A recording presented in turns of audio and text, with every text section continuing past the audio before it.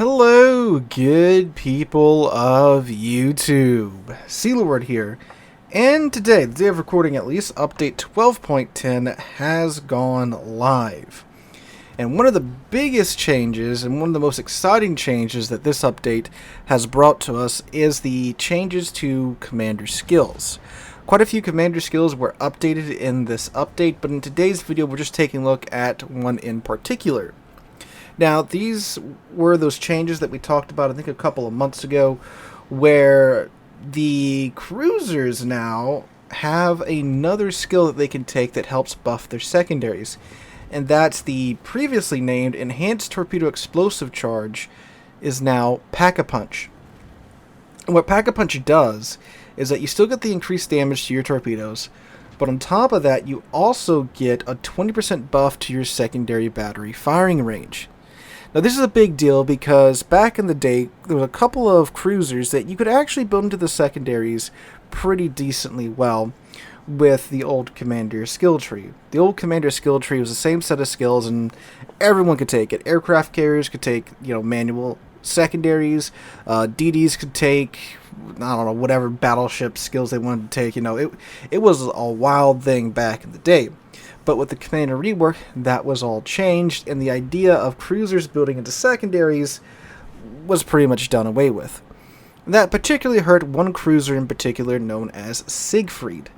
Sig Freed was a ship that was a glorious thing back in the day. She's armed with 6 15-inch guns. Yes, a cruiser with 6 15-inch guns. And then she has some 120mm German secondary mounts. And her secondaries had an improved accuracy rating, which the Aegir's didn't. And they had more range, too. So they could be quite useful. And they were back in the day. It was just some goofy fun. And I know people think, well, why would you want to build into a ship that only has, 6 secondary guns per side? Because it was fun back in the day, right? The German 128s really slap hard. You only really need 6 on a cruiser that's as maneuverable and fast as the Sig Freed. But anyway, I digress.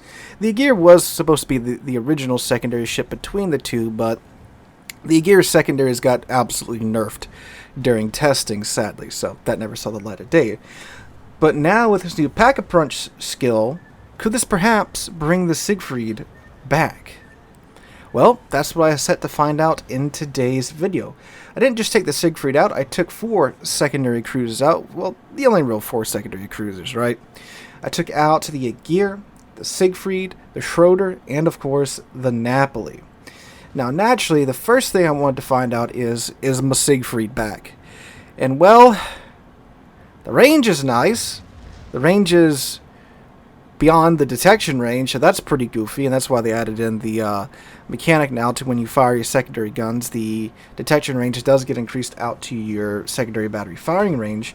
So that's pretty goofy, but you're still working with, 6 secondary guns aside. So yeah, unfortunately, it's not exactly an accurate secondary ship, shall we say, because you still can't really do much with the accuracy. You can take the module, which does help out a bit, but the dispersion that you're getting out of the Sig Freed secondaries is just horrendous. And again, you're only working with 6 secondary guns per side. So while the range is there, the accuracy, sadly, is not. But don't get worried, dear viewer, it does get better. Because after I was done testing out the Sig Freed, which, as I'm sure you can see in the background footage, again, the secondaries were pretty dang underwhelming, I took out the Aegir, who has another secondary turret on the side of her, rather than the Sig Freed. And their secondaries are exactly the same now, and the Aegir was a bit better. The additional secondary turret did help quite a bit. And, when you're dealing with battleships from 12 kilometers in, it was usable. The secondaries managed to hit them, and since they are the German 128s, they do pin 32mm of armor. So when you're hitting these battleships, it tends to pin. And, especially if you have Luchins on there, once you get 100 secondary hits, which wouldn't be impossible to do in the right situation, you get a faster reload. So it kinda worked. Now, when it came to dealing with anything that wasn't a battleship or a large heavy cruiser, yeah, it was kind of just a fireworks show, but it's better than it used to be.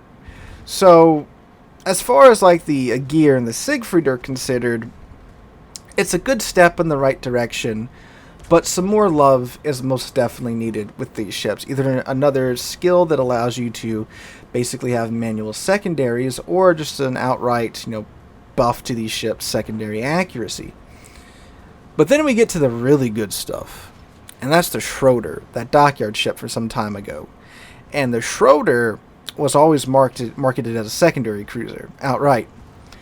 And boy, oh boy, just like the Aegir and the Sig Freed, Schroer can get her secondaries out to 12 kilometers now. And my god, does this thing put in some work. Now, before already, the Schroer is already a really, really good secondary ship in the right situation for sure. But now that you can get out to 12 kilometers, you can be chewing down on ships from 12 kilometers away with the Schroer's absolutely mountain of secondaries, especially if you go full tilt to a secondary build, right? And the build I'm using, I'll throw it up here. I should have thrown it up at the start of the video. I'm using that build on pretty much every ship that you see here, with maybe some slight deviations here and there. But for the secondary skills, that's what we are taking. And my god, it's just an absolute torrent of secondary fire that the Schroer is just spewing out. And the difference between the Schroer and the Sig Freed and the Aegir is that she has quite a few more secondary guns, right? And now that you have this mountain of secondary guns, it's just pure accuracy through volume of fire. And yeah, the secondaries, the individual mounts themselves, aren't that accurate. But again, when you have a mountain of them all firing at once, it's just a sight to behold, and you can and will just absolutely melt stuff down with the Schroer here, and that is just a glorious sight to behold. And it's of course quite fun too when you can walk towards battleships now from 12 kilometers, and it's still outside of the ship's detection range. So when you're spotted in the Schroer with this build that I'm using, they're in secondary range, so if you can spot them, they're gonna have a very, very bad time for sure. And then too, you throw Luchas on there, and the Schroer will most definitely pop Lucian's secondary skill. Now you're really just vomiting secondary shells out of your secondary guns. And yeah, Schroer was an absolute blast to play, and if you have a Schroer, I would say take advantage of the free respecs right now, and just take this build on a bit of a tear in your random battles playthroughs whenever you're playing random battles, and I think you'll be giggling quite a bit. And last, and most certainly not least, everyone's golden child right now, the Napoli. Of course, the Napoli, by default, thanks to the devs, just has the best secondary accuracy in the game. It's just baked into the ship, but still, I put the same build on it.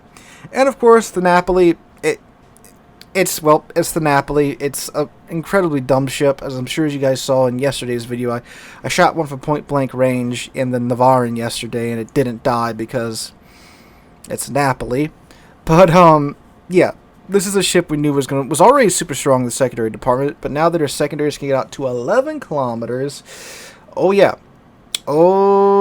with that exhaust smoke, you pop your catapult plane, and you can see all those ships around you within 11 kilometers.